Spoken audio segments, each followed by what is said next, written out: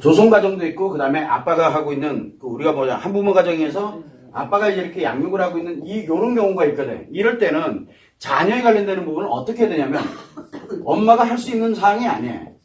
자, 그러면 이 아들과 딸이 있잖아요. 자, 이 아들과 딸이 어디에 있느냐가 굉장히 중요한 거예요. 대체적으로 보게 되면 생존기는 뭐만 있으면 돼요?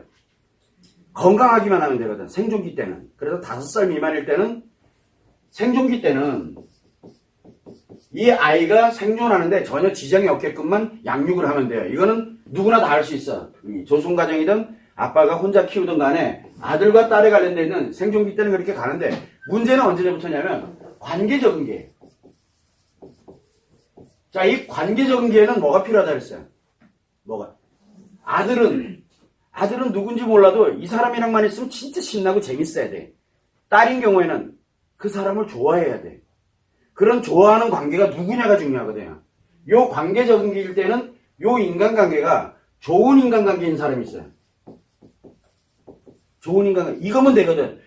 요 사람이 이제 컨트롤 해주면 돼요. 요 사람이. 과연 그게 누구냐가 이제 관건이 되는 거예요. 그런데 대체적으로 아빠를 좋아하는 경우도 있고, 조선 가정의 경우는 할머니, 할아버지를 좋아하는 경우도 있어요. 그러면 할머니, 할아버지가 그 역할을 해주면 돼요. 그 역할 자체를. 그런데 이 좋은 인간관계에 있는 사람이 해야 되는데, 이게 나쁜 인간관계가 될 수도 있어요. 잘못하면 나쁜 인간관계가 될 수도 있고. 왜? 오늘은 좋았는데 이게 계속 나쁜 인간, 즉 잔소리가 계속 들어오게 되면은, 뭐가 만들어져요? 잔소리가 들어오니까 나쁜 인간관계로 변질이 돼요. 조선에서 할머니, 할아버지나 또는 아빠는 그 아이가 너무너무 좋아. 그런데 그 아이는 아빠 싫어해. 그러면 좋은 인간관계 아니거든. 이 아이 입장에서 볼 때는. 그렇게 된다 그러면 그 아이 입장에서는, 관계 적응일 때 그 아이 입장에서는 아빠가 또는 내가 싫어하는데 불구하고 이렇게 개입이 돼 들어오게 되면은 본인이 감당을 못해요. 오히려 더 안 좋아지겠지. 그런데 좋은 인간관계에 있는 사람이 뭐를? 아들은 방향을 전환해주고, 딸도 마찬가지로 방향을 전환해주면 되거든. 하는 방식은 같아요. 왜냐하면 이때는 엄마가 가장 좋아요. 근데 엄마가 아들과 딸의 생각을 할 때 엄마가 싫은 사람이야. 그러면 어떻게 돼요? 그러면은 이 엄마가 어떤 노력을 하더라도 이 아이 문제는 해결을 할 수가 없어요.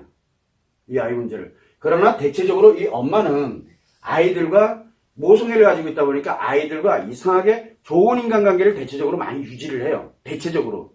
그런데 진짜 말 그대로 해리가 왔다든가 좀 이상해져가지고 아이들과 관계가 안 좋아지는 상태가 돼버리게 되면 이 아이들은 엄마가 뭘 하더라도 다 힘들어요. 그래서 치료 자체가 아예 안 돼요. 그래서 무엇을 해야 되냐면 엄마부터 치료를 해야 돼요. 그리고 뭐를 해야 되냐면 좋은 인간관계, 아이들과 좋은 인간관계를 먼저 만들어 놓고, 그리고 난 다음에 아이들에게 무엇인가를 하려고 들어야 되는 거예요. 그런 차이점이 있다고 생각하면 되고, 조선 가정이든 아빠가 양육을 하던 바로 본인들에 의해 가지고 이 아들과 딸의 이 관련돼서 양육을 할 때 좋은 인간관계에 있을 때는 돼요. 이게 마찬가지로 좋은 인간관계에 들어가 있기 때문에. 자, 근데 자아 형성기 때가 있어요. 자아 형성기 때 이게 언제입니까? 13세부터 20세까지거든. 13세부터 20세까지의 이 자아 형성기 때는 생각을 만들어가는 단계거든. 생각을 만들어갈 때는 좋은 인간관계에 있는 사람이 통해서 자아 형성을 하고, 나쁜 인간관계에 있는 사람에게선 뭘 만듭니까? 무엇이 나쁜지를 자아를 또 생각을 형성해 가는 거야. 나쁜 인간관계를 통해서는 나쁜 것에 관련된 것이 무엇인지를 알아가게 되는 거고, 좋은 인간관계에서는 좋은 게 뭔지를 알아가게 되는 거예요. 자, 그럼 이 아이에게 문제가 생겼어. 그럼 어떻게 치료할래요? 누가 해주는 게 가장 좋아요? 바로 좋고 나쁜 거에 관련되어 있는 이 자아에 대한 것들을 정확하게 알려주면 돼요. 그러면 그 아이들이 스스로가 판단을 해요. 근데 자꾸 대체적으로 뭘 하냐면 그건 아니야, 이건 이렇게, 저건 저렇게 라고 자꾸 강요를 하게 되다 보니까, 그렇게 되다 보니까 아이들이 좋은 인간관계까지도 여기가 무너지게 되니까 좋은 생각이 즉 올바른 생각을 내가 만들어가기가 어려워지는 거예요. 그래서 부모들은 자꾸 자기 기준을 아이들에게 자꾸 강요를 하거든. 부모의 기준이야. 자, 부모 기준과 그 다음에 여기에 보면 조선 가정의 경우는 할머니, 할아버지 기준이거든. 여기는 아빠의 기준이고, 그 다음에 엄마 같으면 엄마의 기준이에요. 그거를 이 자아를 형성해가는 이 아이들에게 강요를 하게 되면 어떻게 될까요? 내 생각이 맞아. 그러니까 넌 무조건 따라야 돼. 라고 얘기하면 그 아이들이 미쳤냐고. 생각을 지금 본인 생각에는 아닌데. 그럴 경우에는 왜 그게 맞는지를 정확하게 설명을 해줘야 돼요. 왜 맞는지를.